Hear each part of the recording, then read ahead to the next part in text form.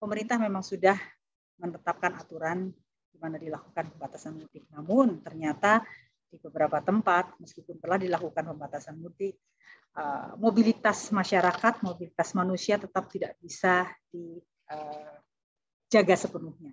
Seperti yang kita lihat secara kasat mata di tempat-tempat pariwisata, karena memang tidak diberlakukan penutupan, yang terjadi adalah lonjakan masyarakat atau lonjakan manusia, berkumpulnya manusia yang tidak bisa lagi dihindari.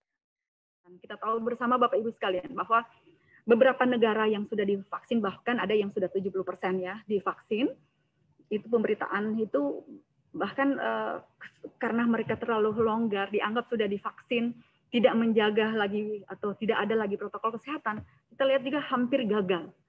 Hampir gagal karena perubahan perilaku dari masyarakat yang kita butuhkan. Kita inginkan di Indonesia ditingkatkan lagi untuk sosialisasi kepada masyarakat, walaupun sudah divaksin. Dan ini juga sangat penting, ketersediaan data yang akurat. Karena saya yakin Ibu Bapak penentu kebijakan publik, kalau membuat keputusan, dasarnya harus dasar ilmiah, evidence-based decision making process.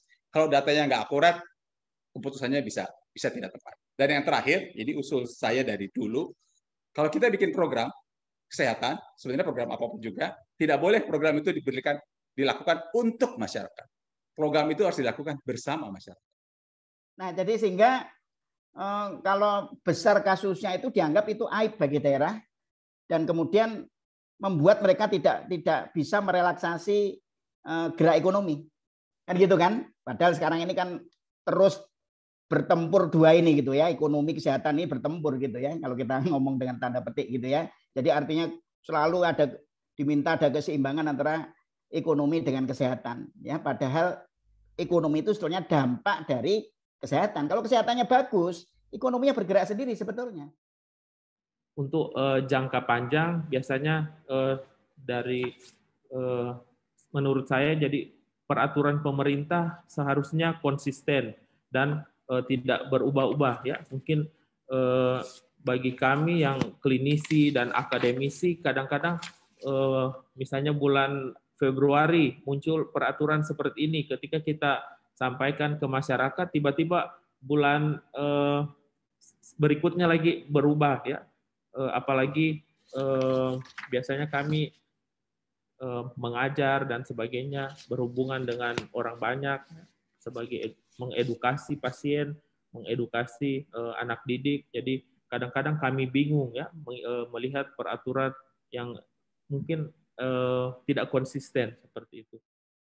Pemerintah harus membangun kepercayaan publik, karena ini bukan hanya soal satu partai, bukan satu pihak, bukan satu lembaga, ini pekerjaan semua orang, dan resiliensi atau ketahanan sebuah komunitas, sebuah masyarakat itu betul-betul diuji dalam masa pandemi ini.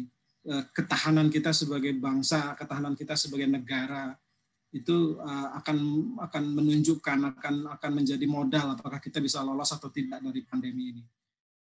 Nggak ada itu yang namanya karantina, nggak ada itu yang namanya isolasi, dan bahkan ada kasus di mana warga negara asing yang kurang dapat sosialisasi tentang bagaimana dia hadir di Indonesia atau datang di Indonesia dalam kondisi pandemi, tiba-tiba dikirim ke sebuah hotel, harus masuk hotel, dan dia nggak mau bayar hotel tersebut dalam proses isolasi, marah-marah, protes, lalu dilepas. Nah, ini yang pada dasarnya seringkali kita dapatkan kasus-kasus ini di lapangan.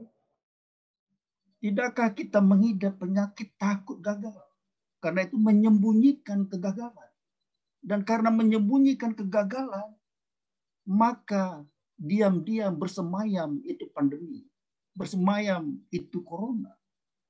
Saya lebih menghormati gubernur, kepala daerah yang berani mengakui, gawat nih daerah saya, tolong dibantu.